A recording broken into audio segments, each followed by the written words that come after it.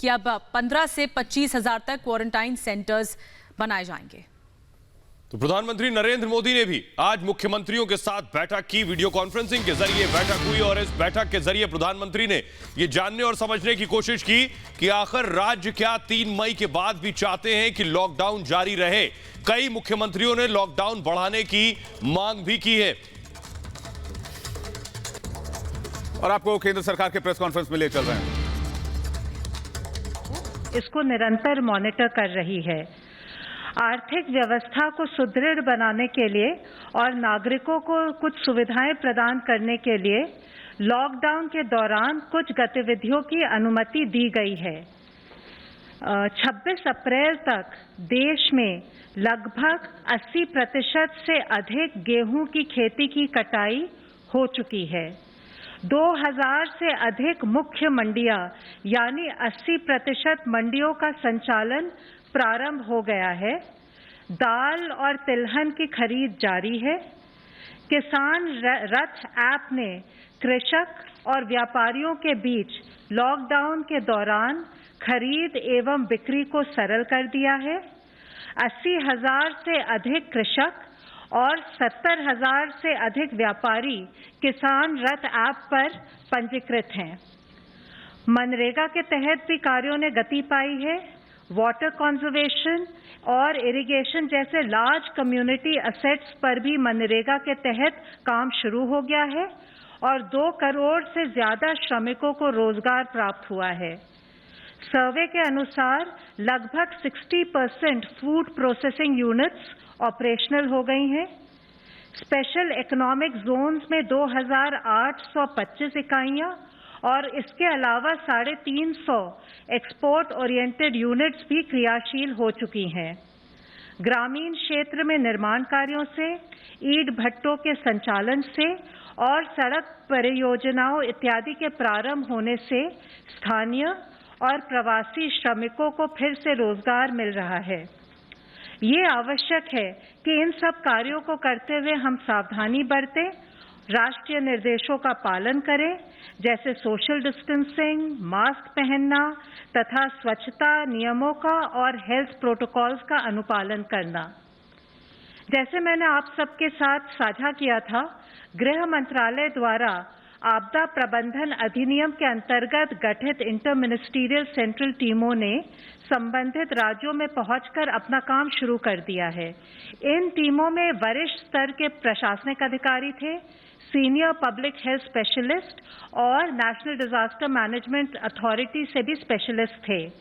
उनकी एक्सपर्टीज हम राज्यों के साथ शेयर करना चाह रहे थे, जिससे कि केंद्र और राज्य सरकार मिलकर कोविड-19 के नियंत्रण में सफलता पा सके। आज मैं 2 टीमों के फीडबैक के बारे में आपको जानकारी देना चाहूंगी। पुणे में आईएमसीटी ने विस्तृत दौरे किए हैं। उन्होंने पिंपरी, चिंचवाड़, खरलवाड़ी और बारामती कंटेनमेंट जोन्स के साथ साथ प्रवासी मजदूरों के शेल्टर कैंप्स, सब्जी बाजार, पीडीएस की दुकानें, जिला परिषद का कंट्रोल रूम, नगर निगम का वॉर रूम, अस्पतालों इत्यादि का दौरा किया है। आईएमसीटी ने पाया कि पुणे में कोविड-19 का डबलिंग रेट 7 दिन है, जो बाकी देश की तुलना में थोड़ा सा ज्यादा है। और जहां देश में 23 सैंपल पर कोविड पॉजिटिव केस का एवरेज है, वहां पुणे में 9 सैंपल पर कोविड पॉजिटिव केस है।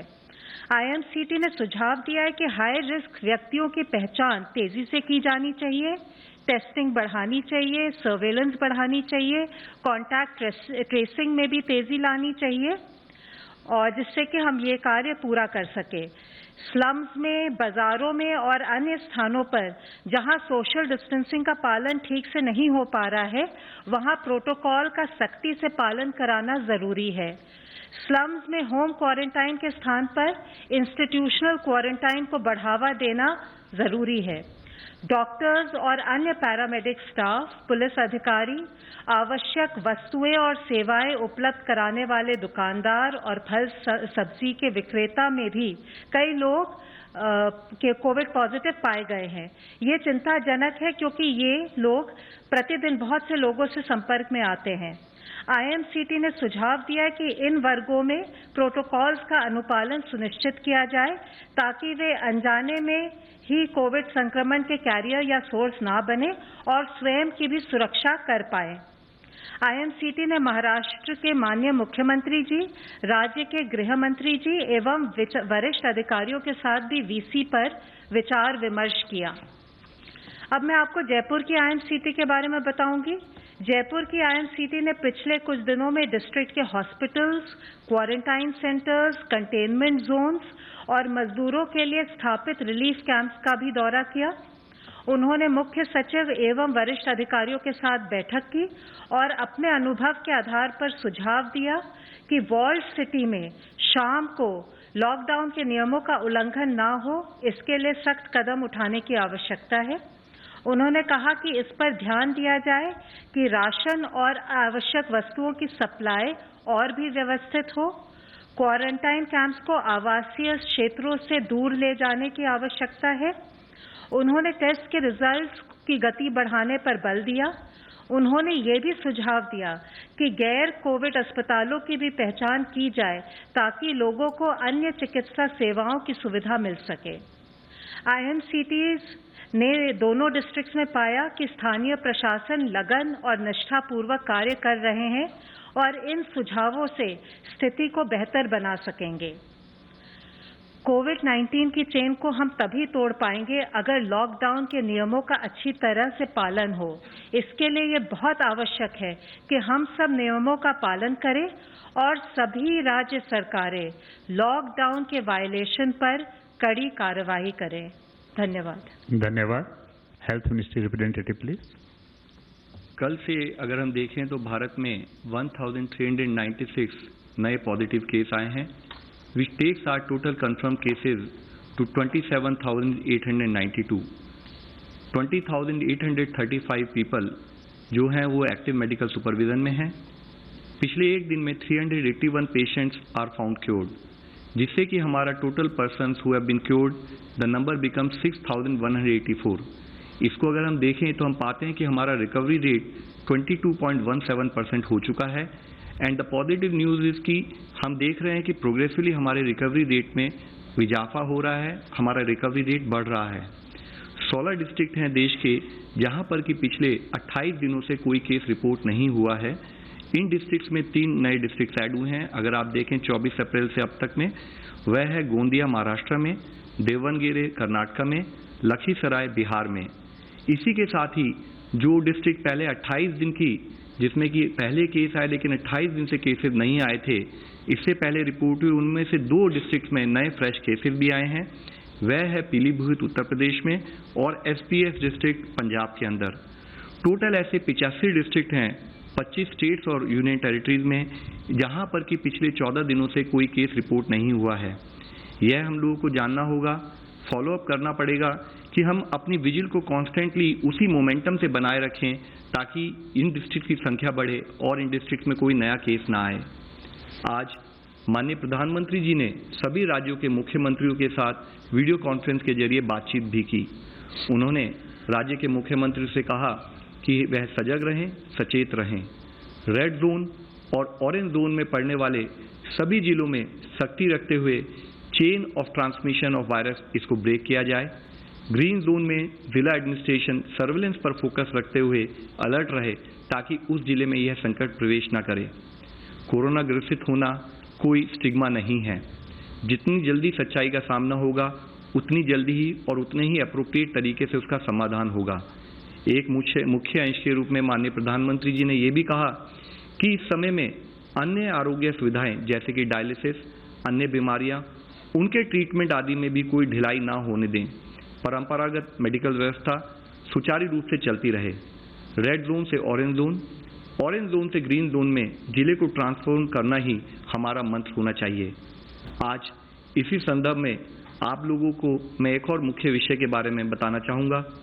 आप सभी को पता है कि हम एक इन्फेक्शियस डिजीज से लड़ रहे हैं और इस लड़ाई में हमें सबका साथ चाहिए, लेकिन कभी कभी लैक ऑफ अवेयरनेस या लैक ऑफ प्रॉपर अंडरस्टैंडिंग के कारण हमारे मन में फियर या पैनिक घर कर लेता है और जो पॉजिटिव पेशेंट्स होते हैं या जो हमारे फ्रंटलाइन वर्कर्स काम कर रहे हैं, हम उनके साथ स्टिग्मा एसोसिएट करने लगते हैं, हम उन्हें स्टिग्मेटाइज करते हैं, हम उनके साथ भेदभाव करते हैं। लेकिन हमें समझना होगा कि हमारी लड़ाई बीमारी के साथ है, ना कि बीमार व्यक्ति के साथ। इस स्टिग्मा के चलते हुए कई बार पेशेंट्स भी अपने आप को छुपाने की कोशिश करते हैं और ट्रीटमेंट लेने से कतराते हैं। इससे ना केवल उस पेशेंट को हार्म होता है, उसकी फैमिली को हार्म होता है, बल्कि पूरी सोसाइटी को नुकसान होना संभव है। ज़रूरत है कि हम पेशेंट्स का साथ दें, उसके साथ खड़े हों और उसका सपोर्ट बने। हमें मिस इन्फॉर्मेशन और पैनिक को फैलने से रोकना है। कोविड-19 के स्प्रेड के लिए किसी भी कम्युनिटी या एरिया को लेबल नहीं करना है। खास करके हेल्थ केयर और सैनिटरी वर्कर्स या पुलिस को टारगेट नहीं करना चाहिए, क्योंकि वे हमारी मदद के लिए कार्य कर रहे हैं। स्टिग्मा के इस डीप रूटेड इशू को एक इंटेंसिव कैंपेन के माध्यम से आज हम सबको मिलकर एड्रेस करने की ज़रूरत है। हमें ये समझना होगा कि जो रिकवर्ड पेशेंट हैं वह कोई ट्रांसमिशन नहीं करते, बल्कि वो एक पोटेंशियल सोर्स हो सकते हैं हीलिंग के लिए, कि अगर उनका प्लाज्मा थेरेपी जो एक एक्सपेरिमेंटल प्रोसेस हम कर रहे हैं, अगर वह सक्सेस होता है तो उनकी एंटीबॉडीज से और बीमार लोगों को हम ट्रीटमेंट कर पाएंगे। आज ज़रूरत है कि हर यूथ ग्रुप, हर एनजीओ, हर सेल्फ हेल्प ग्रुप, हर पंचायत लीडर, ग्रास रूट में काम करने वाला हर मनुष्य वह खड़ा हो, वह आगे आए और कम्युनिटी में इस बिहेवियरल चेंज के लिए हम सब मिलकर प्रयत्न करें। मैं फिर से दोहराना चाहूँगा कि ये लड़ाई पेशेंट्स की नहीं है, डॉक्टर्स की नहीं है, सरकार की नहीं है, बल्कि पूरे समाज और पूरे देश की लड़ाई है। पूरे समाज को साथ लिए बिना, पूरे समाज का सपोर्ट लिए बिना हम ये लड़ाई कभी नहीं जीत पाएंगे। हमारे फ्रंटलाइन वर्कर्स हमारे प्रोटेक्टर्स हैं, हमारे चैंपियंस हैं। हमें उनके साथ भेदभाव नहीं करना है, तो क्योंकि नहीं तो फिर हमारी रक्षा कौन करेगा। इस निस्वार्थ रूप से जब वह हमारी सेवा करने के लिए अपनी जान को जोखिम में डालकर काम कर रहे हैं, तब ज़रूरत है कि हम उनके सपोर्ट के लिए खड़े हों। हम उनको, जैसे अब तक हमने जनता कर्फ्यू और अदरवाइज भी उनको हमने जिस तरह से सम्मान दिया, वह सम्मान हमारा कंटिन्यू रहे। और इसी संदर्भ में मैं आप लोगों को दिखाना चाहूँगा कि कैसे हमारे जवान, चाहे वह पुलिस हो या अर्धसैनिक बल के जवान हो, कैसे वे अपनी जान को जोखिम में डालकर हमारी सुरक्षा कर रहे हैं। हम सभी को चाहिए कि हम उनका आभार व्यक्त करें, उन्हें उचित सम्मान दें।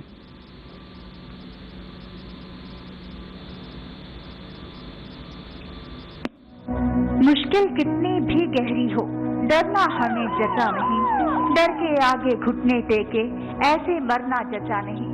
आंधी हो या तूफान हो, चलना अपना मकसद है। गहरा हो कितना भी अंधेरा, हमें ठहरना जचा नहीं। देश पर जब भी संकट के बादल घिरते हैं, देश के जवान एक सुरक्षा ढाल बनकर हर आपदा के सामने खड़े हो जाते हैं। ये शूरवीर कोविड-19 के खिलाफ जंग में भी अपनी जान की बाजी लगाकर भी अपना कर्तव्य पालन कर रहे हैं। चाहे क्वारंटीन सेंटर्स के आसपास सुरक्षा के चाक चौबंद इंतजाम हो या लॉकडाउन का पूरी मुस्तैदी के साथ पालन कराना हो, अपना हर फर्ज पूरी शिद्दत के साथ ये कर्मवीर निभा रहे हैं। प्रधानमंत्री नरेंद्र मोदी के एक आह्वान पर सुरक्षाकर्मी, पुलिस के जवान, सेना और अर्धसैनिक बलों के जवान राष्ट्र सेवा में जुट गए। कोरोना संक्रमण से बचने के लिए मास्क की जरूरत हर जगह पड़ रही है। ये जनसेवक न केवल खुद मास्क मुहैया करा रहे हैं, बल्कि कई जगह तो खुद पुलिसकर्मी इन्हें बना रहे हैं। न केवल जरूरी चीजें मुहैया कराने में और सुरक्षा व्यवस्था को मुस्तैद बनाने में इन पुलिसकर्मियों और जवानों ने मिसाल पेश की है, बल्कि उससे भी एक कदम आगे जाकर कई पुलिसकर्मी इंसानियत की मिसाल पेश कर रहे हैं। फिर वो चाहे लॉकडाउन में किसी मासूम बच्चे के लिए जन्मदिन पर शुभकामना संदेश भेजना हो या फिर गीत गाकर लोगों की हौसला अफजाई करनी हो। इंदौर के पास राव में 13 साल की स्नेहा अपने जन्मदिन पर अकेला महसूस कर रही थी। स्नेहा ने पुलिस कंट्रोल रूम फोन किया। इसकी जानकारी फ्लैग मार्च कर रहे 10 जवानों को लगी तो वे उसका जन्मदिन मनाने के लिए उसके घर ही पहुंच गए। उन्होंने सोशल डिस्टेंसिंग का पालन करते हुए उसके साथ केक काटा और स्नेहा को शुभकामना संदेश भी दिए। हमेशा मैं अपना बर्थडे मेरे घर परिवार के साथ बनाती हूँ, तो मैंने एक बार राव थाने पुलिस को फोन किया और वो मेरे एक बार बुलाने पे यहाँ आए और मेरा जन्मदिन उन्होंने बहुत यादगार बनाया, इसलिए मैं उनको थैंक्स कहना चाहती हूँ। वहाँ सोशल डिस्टेंस बनाते हुए पहुँची, टीम पहुँची हमारी, और टीम ने बच्चे को उत्साहित करते हुए बर्थडे सेलिब्रेट किया। सामाजिक चेतना लाने में भी ये जन प्रहरी पीछे नहीं है। कुछ दिन पहले ही दिल्ली में सीआरपीएफ के जवानों ने लोगों को रक्तदान के लिए प्रेरित करने के लिए एक जागरूकता शिविर का आयोजन किया। नागपुर में पुलिसकर्मी एफईजी यानी पुतलों के जरिए लोगों को कोरोना संक्रमण से बचने का संदेश दे रहे हैं। वहीं महाराष्ट्र के एक पुलिसकर्मी ने कर्तव्य निष्ठा की नजीर पेश की है। महाराष्ट्र के जालना जिले से करीब 50 किलोमीटर दूर हेलस गांव में एक पुलिस निरीक्षक ने चालक के नहीं आने पर खुद ही ग्राम पंचायत का ट्रैक्टर चलाकर गांव में दवा का छिड़काव किया और गांव सैनिटाइज कर कोविड-19 को खत्म करने में अनोखी प्रतिबद्धता दिखाई। चंडीगढ़ में सीआरपीएफ के जवान जरूरतमंद परिवारों को खुद खाना बनाकर खाद्य सामग्री उपलब्ध करा रहे हैं। कोरोना संकट के समय पुलिसकर्मियों ने मानवता की मिसाल पेश की है। फिर वो चाहे गर्भवती स्त्रियों को ठीक वक्त पर अस्पताल पहुंचाना हो, दूर दराज के इलाकों में जरूरतमंद औरतों को सैनिटरी नैपकिन उपलब्ध कराना हो। यही नहीं, कई पुलिसकर्मियों ने लोगों को जागरूक करने के लिए बड़े ही रचनात्मक तरीके अपनाए। कोई यमराज बनकर सामने आया तो कहीं कोरोना से बचने के लिए पुलिसकर्मियों ने बड़े ही खास अंदाज के हेलमेट पहने। वहीं भारतीय नौसेना ने भी मुंबई में ईरान से आए संक्रमितों को सफलतापूर्वक क्वारंटाइन कराने में मदद की। उनकी हर जरूरत का बेहतर ढंग से इंतजाम किया ताकि उनका हौसला न टूटे। साथ है पुलिस फोर्स, सेना और अर्धसैनिक बलों के जवान कोरोना वॉरियर्स बनकर भी अपना फर्ज पूरी निष्ठा के साथ निभा रहे हैं। ये रात दिन अपनी जान जोखिम में डाल रहे हैं ताकि हम सुरक्षित रहें, हम महफूज रहें। इन महान शूरवीरों को देश का नमन। आज जरूरत है कि हम फिजिकल डिस्टेंसिंग का पालन करें ताकि हम अपने आप को बचा सकें, अपने पेरेंट्स को बचा सकें, अपने ग्रैंड पेरेंट्स को बचा सकें। अंत में मैं माननीय प्रधानमंत्री जी के कहे शब्दों को ही दोहराना चाहूँगा। कोविड-19 does not see race, religion, colour, caste, creed, language or borders before striking. Our response and conduct thereafter should attach primacy to unity and brotherhood. We are in this together. Dhanyavad. Dhanyavad. Friends, today we have with us chairman for the Empowered Group 5. So I'll request sir to brief you about the Empowered Group 5. नमस्कार, मेरा नाम परमेश्वरन अय्यर है और मैं empowered group 5 जो कि supply chain और logistics of essential items पर फोकस करता है, उसका मैं कन्वीनर हूँ। और आज इस प्रेजेंटेशन में मैं आपको जो अभी तक जो प्रोग्रेस हुई है उसके बारे में मैं आपको कुछ एलिमेंट्स दिखाऊंगा। इसका अगर आप एक स्नैपशॉट देखेंगे, इम्प्रूवमेंट इन की supply chain indicators from the 30th of March, a day after the groups were constituted, to 25th April. This is the latest data. If you look at trucks moving food and pharma, ये एक important indicator है mobility का. It was about 46% and it has gone up to 76 and it's increasing rapidly. So there has been significant improvement in movement of food and pharma, two of the most essential items. Railways has done a tremendous job also. और अगर आप racks movement देखेंगे, you will see it has gone up on this date. It was less earlier, from 67% on 30th March to almost 80%. It's closing at 76% as on 25th April. Ports, another critical junction point for logistics, imports, exports. Percentage of traffic handled by ports was at about 70% on 30th March. And in fact, it had gone up even higher, so it's fluctuating between 87 and 90%. So it's almost back to normal.